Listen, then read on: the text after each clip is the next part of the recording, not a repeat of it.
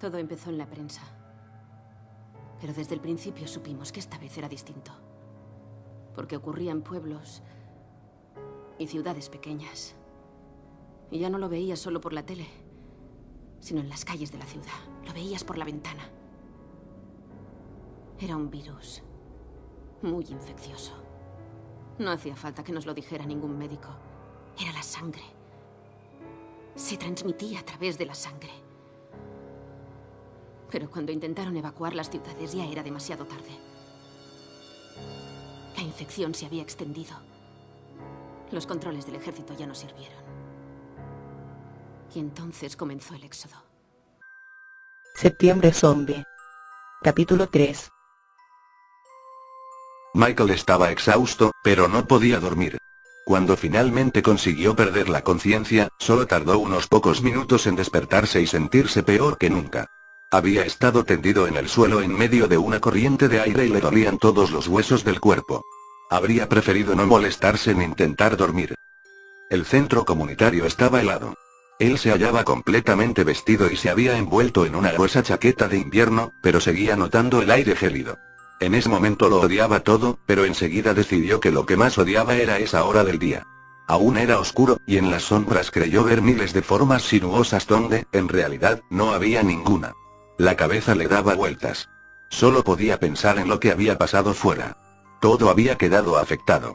No soportaba pensar en su familia, porque no sabía si seguían vivos. No podía pensar en su trabajo y en su carrera, porque ya no existían.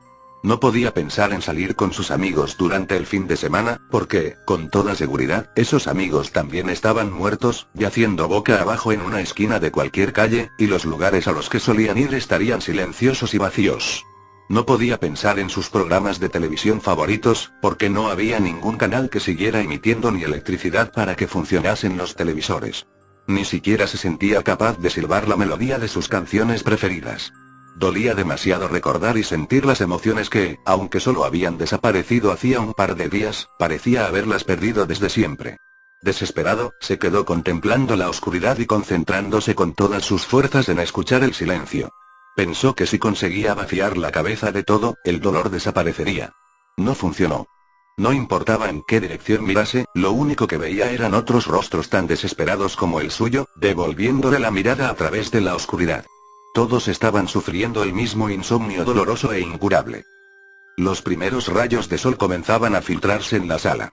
La luz penetraba con lentitud a través de una serie de pequeñas ventanas rectangulares, colocadas a intervalos regulares a lo largo de la parte superior de la pared más larga de la sala principal.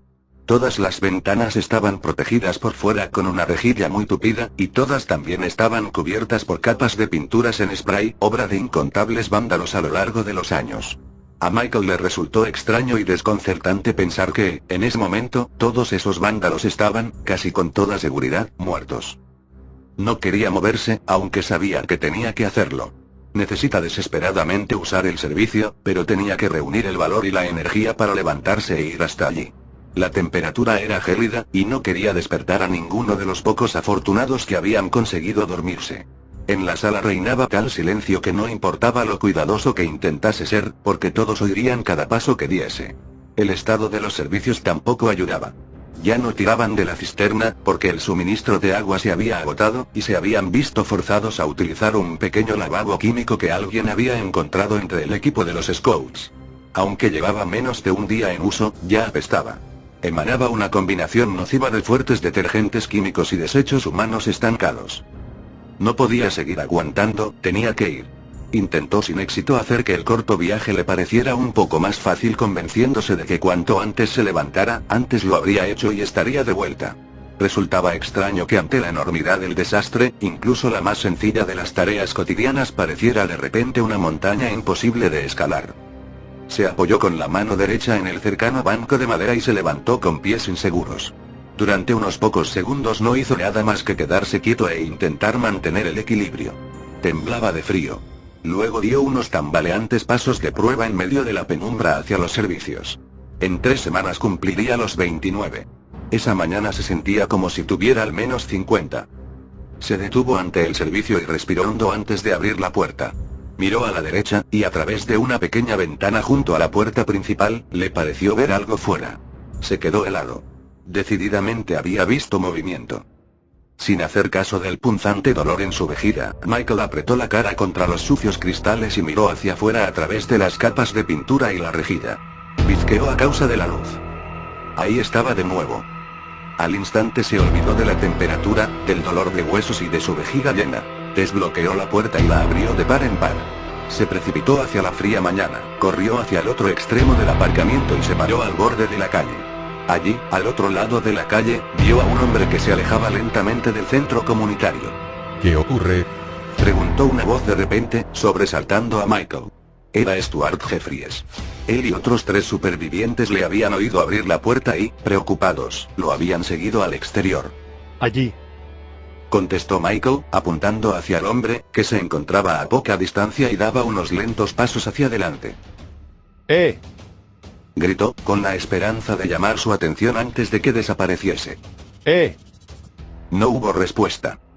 Michael echó una rápida mirada a los otros 4 supervivientes antes de darse la vuelta y correr hacia el hombre. En unos segundos había llegado al lado del individuo de paso letárgico. Compañero. ¿No me has oído? El hombre siguió andando. Michael fue tras él. Repitió, esta vez un poco más alto. ¿Te encuentras bien? Te he visto pasar y... Al hablar alargó la mano y le agarró del brazo. En cuanto apretó un poco, el hombre dejó de moverse. Se quedó parado y en silencio, inclinándose hacia adelante y meciéndose inestable, como si ni siquiera supiera que Michael estaba allí. Quizá se encontraba en estado de shock. Quizá lo que le había ocurrido al resto del mundo había sido demasiado para este pobre tipo. Déjalo. Gritó uno de los otros supervivientes. Vuelve adentro. Michael no le estaba escuchando. Lentamente hizo volverse al hombre para poder mirarle a la cara. Mierda. Fue todo lo que se le ocurrió decir cuando se encontró ante los ojos fríos, vidriosos y desenfocados de un cadáver. Desafiaba a cualquier lógica, pero no cabía la más mínima duda de que el hombre que se hallaba ante él estaba muerto. Tenía la piel tensa, translúcida y amarillenta y, como todos los demás cadáveres que había visto tendidos en las calles, restos de sangre oscura y seca le manchaban la boca, la barbilla y el cuello. Asqueado y en shock, Michael soltó el brazo sin vida del hombre y se tambaleó hacia atrás. Tropezó y cayó sobre otro cuerpo. Desde el bordillo contempló cómo el hombre volvía a emprender la marcha, moviéndose con desesperante lentitud, como si llevara plomo en las botas. Michael. Gritó Jeffries desde la entrada del aparcamiento. Vuelve adentro inmediatamente, vamos a cerrar la puerta. Michael se puso en pie con dificultad y corrió de vuelta con los otros. A su alrededor podía ver a más cuerpos moviéndose. Resultaba evidente por su modo de andar, lento, forzado e inseguro, que, como el primer hombre que había visto, esa gente tampoco eran supervivientes. Cuando llegó al aparcamiento, los otros ya habían entrado en el centro comunitario. Era levemente consciente de que le estaban gritando que regresara al interior, pero en su pánico e incredulidad no conseguía registrar sus gritos y llamadas. Se detuvo y se quedó mirando la calle principal, paralizado por la visión imposible que se mostraba ante él. Aproximadamente un tercio de los cuerpos se estaban moviendo. Más o menos 1 de cada 3 entre los cadáveres que habían cubierto las calles alrededor del centro comunitario había recuperado la movilidad. ¿Sería que no habían estado nunca muertos? ¿Habrían estado solo en coma o algo parecido? Un millar de preguntas incontestables empezaron a inundarle el cerebro. Por el amor de Dios, vuelve adentro. Gritó desde el salón una voz ronca de miedo. Como para recalcar la situación, el cadáver más cercano a Michael empezó a moverse en el suelo. Comenzando por la punta de los dedos de su extendida mano derecha, el cuerpo empezó a estirarse y a temblar. Mientras Michael lo contemplaba con silenciosa incredulidad, los dedos del cadáver empezaron a clavarse en el suelo, y unos segundos después, toda la mano se estaba moviendo. El movimiento se extendió de forma constante a lo largo del brazo, y finalmente, con un potente temblor, el cuerpo comenzó a levantarse, cayendo hacia atrás en varias ocasiones, incapaz de soportar su propio peso. Cuando por fin se alzó del todo sobre sus inseguros pies, tropezó y dio traspiés como un animal recién nacido. Una vez se estabilizó, se fue alejando, pasando a menos de 1 metro de donde se encontraba Michael. La maldita cosa ni siquiera pareció darse cuenta de que él estaba allí. Aterrorizado, Michael se dio la vuelta y regresó corriendo al interior del centro. La noticia se extendió con rapidez entre los supervivientes. Carl, negándose a creer lo que había oído, subió a la zona plana del tejado en la que había estado la noche anterior. Era verdad. Por increíble que pudiera parecer, algunos de los cuerpos se estaban moviendo. Se quedó parado y contempló la misma escena dantesca que había estado observando menos de 12 horas antes. Vio que muchos de los cadáveres que había visto antes habían desaparecido. Miró hacia el lugar en el suelo donde había muerto el muchacho con el cuello roto. No había nada. El chico había desaparecido. Durante lo que pareció una eternidad nadie se atrevió a moverse. Los supervivientes, aturdidos y en estado de shock por todo lo que ya habían tenido que pasar, se juntaron aterrorizados e incrédulos, e intentaron aceptar lo ocurrido esa mañana.